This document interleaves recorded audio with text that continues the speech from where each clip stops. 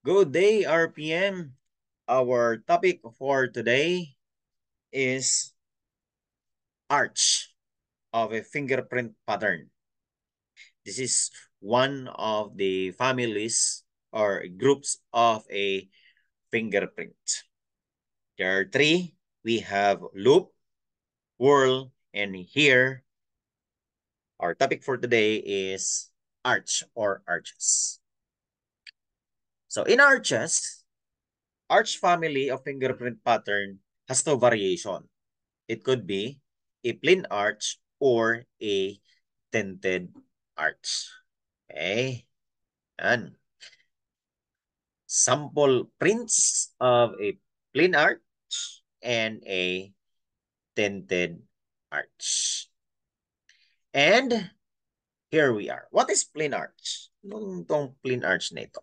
A plain arch daw is a pattern in which the ridge enter in one side. Nanggagaling daw siya sa one side of the pattern and flow towards the other side. Punta daw siya sa other side with a rise at the center. Ito. Meaning, parang nag-rise siya sa center bago siya pumunta on the other side. And, yan. With more than one of the requisites of the loop, this definition is more focused on the next type of arch. Kasi pag plain arch, this focus only on a pattern which the ridge enter from one side of the pattern and flow on the other side. Ito po yung illustration of the plain arch. Kung titingnan mo kanina sa definition itself, plain arch is a type of a pattern of fingerprint that start from a one side and flows to another side with the rise at the center. Titingnan natin ngayon. Ito. Dito tayo nanggagaling. Dito. And then, going to other side, rise at the center. Hindi na siya bumabalik. Parang bundok lang siya. The same illustration here, from one side goes to other side with a rise at the center. Parang bundok lang. Same as in this illustration. So much more here. From one side going to other side, but there is a rise at the center. That's a plain arch. Yun po yung plain arch. Walang recurving ridge, walang circuiting ridge. Basta from one side, left side, going to the right side, rise at the center, that is plain arch. Okay? Okay, shall we proceed to the next? Una. Ito. Tinted arch. Ano itong tinted arch? Tinted arch, similar to plain arch. But one of the several ridges in the center of the pattern form one. It could be an upthrust. It could be a well-defined angle or having a two or three of the requisites of the loop. Kasi basically, there are four requisites of a loop. Lacking of that requisites is considered as tinted arch. Lacking one or two of the four requisites of the loop is a tinted arch. Ano yung requisite of a loop? One, there must have mayroon tayong pour. Another one, we have a delta. Yun po yung requisites ni loop. And then, ano pa? Yung requisites ni loop. Another one is yung recurving ridge. Recurving ridge. Diba? recurving ridge. And then the next one is yung at least one ridge count that passes the imaginary line, that touches the imaginary line drawn between the core and then the delta. So, pag kulang ng requisite si loop, either one or two of that four requisites of a loop, tinatawag natin yan na tinted arch. Pero, so, tinted arch is represented by letter T. Tinted arch. Or sometimes TT. Kanina naman, si loop, si plain arch, rather, balikan natin lang ha. Okay, medyo nakalimutan natin. Plain arch is represented by letter A. A. Yan po. Or AA. Usually tinatawag yan. Meaning that is plain arch.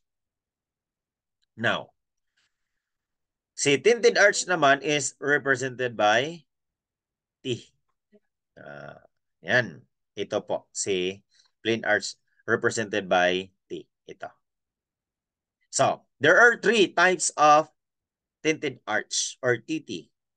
It could be a tinted arch that is an upthrust, a tinted arch that is having a well-defined angle. Ito.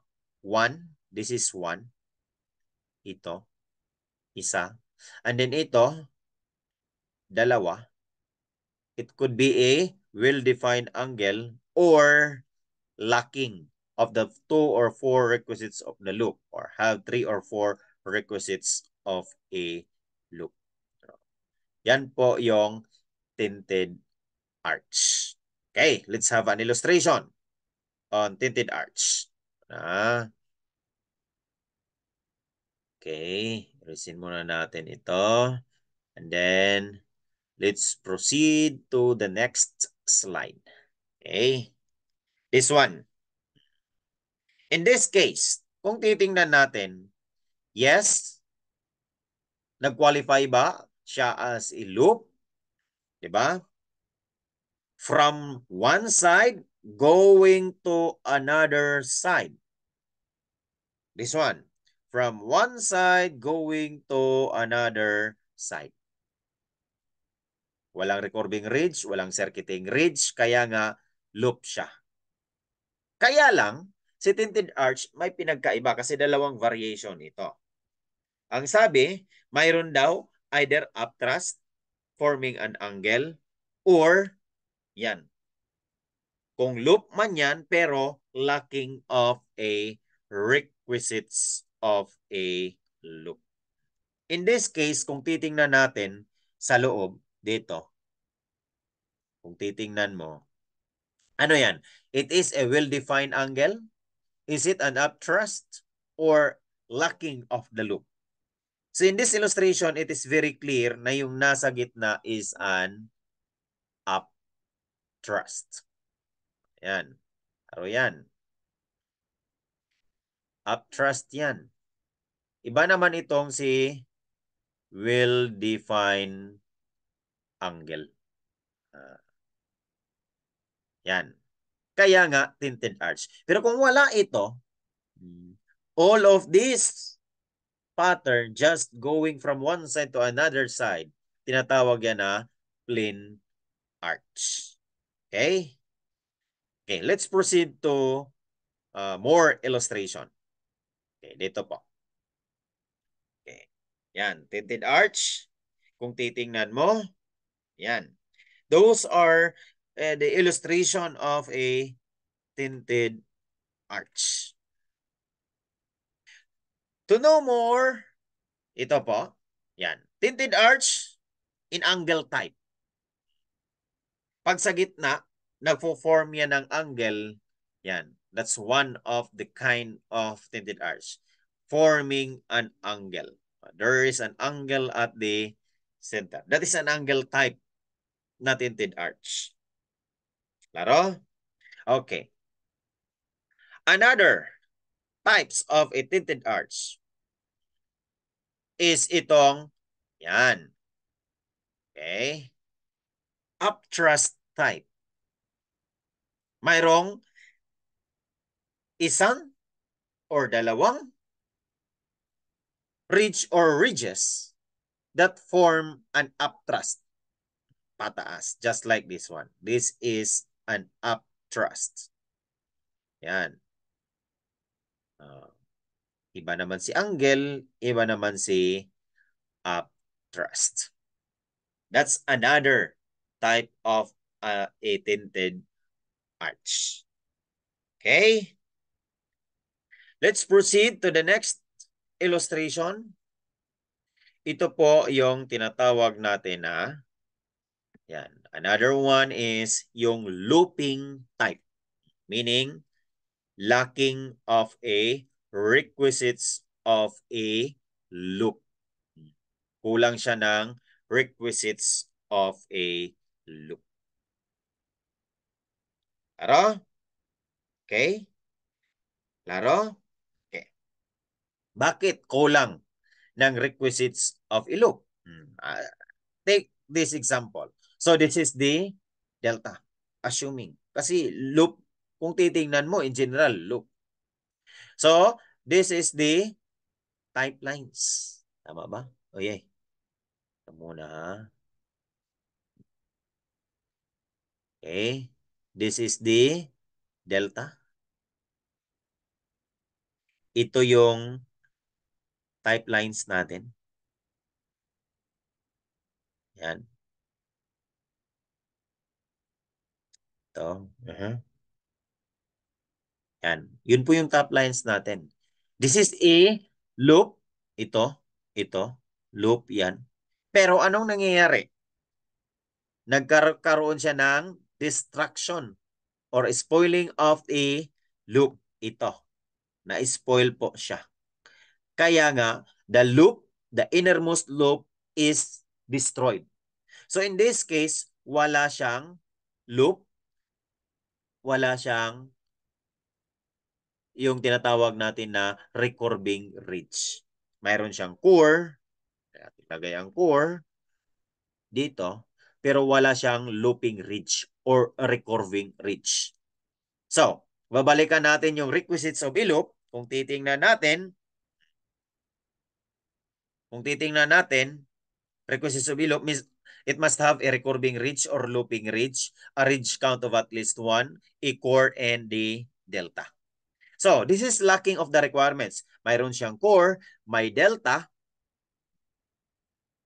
mayroon siyang ridge count. Okay, kung ilalagay natin dito, nagkakaroon talaga yan ng ridge count. 1, 2. The ridge count is 2. Pero, wala kasing loop. Kasi nadi-destroy itong innermost recurving ridge or loop. Kaya nga, lacking of one of the requisites of the 4 requisites of a loop, kaya that is tinted arch. Same problem here. This is our type lines. Yan. This is our, dalawa kasi yan. And this is our delta. Yan. Anong nangyayari? Oh. This is an appendage. Tama? Tapos, nangyayari, si appendage umabot sa shoulder line, ito yung core. Mayroon ba siyang loop? No. It cannot be considered as recurving ridge or looping ridge kasi nadi-destroy siya ng appendage.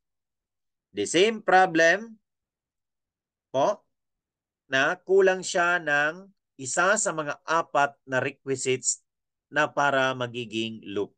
Kaya dahil kulang, it is classified as tinted arch. The same problem here, ito delta, ito type line, and ito another type line. Kasi dalawa sila type lines na yan. Ayan. Mayroon bang loop? Nadi-destroy. Mayroon tayong core. This is core. Pero wala po tayong loop kasi the innermost loop was spoiled or destroyed by this one. Nadi-destroy. Mayroon siyang ridge count pero wala siyang recurving ridge or looping ridge. Kaya it is classified as tinted arch. Okay? Okay, let's proceed to another example. Ito. The same problem pa rin kung titingnan mo. A variance of loops yan. Kung titingnan natin, ito, the same. Kung titingnan mo, nadi-destroy. Wala pong looping ridge. Dito, we have delta. And so much more here. This is our type line. This is our type line. This is our delta. Yan. Wala pong ridge kasi nadi-destroy lahat yan with this type of looping ridge. Lahat ng loop inside nadi-destroy pero pwede natin lagay ang core dyan. Same here. Ito, delta.